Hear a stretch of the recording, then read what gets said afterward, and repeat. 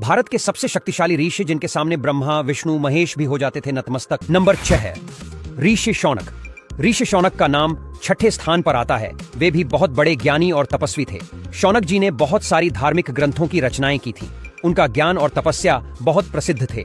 वे महाभारत के समय के महान ऋषियों में से एक थे और उनके द्वारा दिए गए उपदेश आज भी लोगों के जीवन में मार्गदर्शन देते हैं। नंबर 5 ऋषि परशुराम। ऋषि परशुराम का नाम 5वें स्थान पर आता है। वे भगवान विष्णु के अवतार थे और उनकी कुल्हाड़ी के साथ उनकी प्रसिद्ध थी। वे बहुत ताकतवर और वीर थे और उन्होंने कई बार दुनिया को राक्षसों से मुक्त किया। वे ब्राह्मणों के रक्षक थे और उन्हें अपने तपस्या और वीरता के लिए जाना जाता है। नंबर 4 ऋषि वामदेव।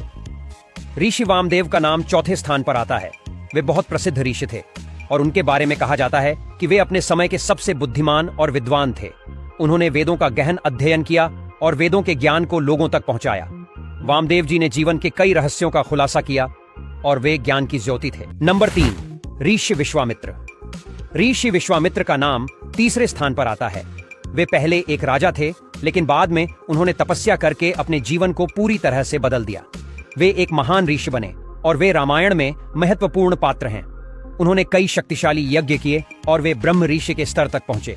विश्वामित्र जी ने अपने जीवन में कई अद्भुत कार्य किए और उन्होंने राम को शिक्षा दी थी। नंबर 2 ऋषि अगस्त्य। ऋषि अगस्त्य का नाम 2रे स्थान पर आता है। वे महान ज्ञानी और तपस्वी थे। अगस्त्य मुनि ने दक्षिण भारत में कई आश्रम स्थापित किए थे। वे बहुत बड़े वैद्य भी थे और उन्होंने आयुर्वेद का ज्ञान दिया। कहा जाता है कि उन्होंने समुद्र मंथन से उत्पन्न राक्षसों को हराया और धरती को राक्षसों से मुक्त किया। वे भगवान शिव के बड़े भक्त थे और उनके आशीर्वाद से कई महान कार्य किए। नंबर 1 ऋषि वशिष्ठ।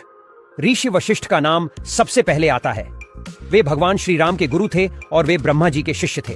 वशिष्ठ जी को एक महान तपस्वी और ज्ञानी माना जाता है। उन्होंने अपने जीवन में बहुत तपस्या की और उनके पास बहुत सारी शक्तियां थीं।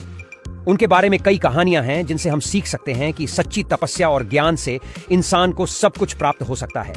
उनका सबसे प्रसिद्ध युद्ध भी था जब उन्होंने अपने शिष्य राम के साथ मिलकर एक राक्षसों को हराया था।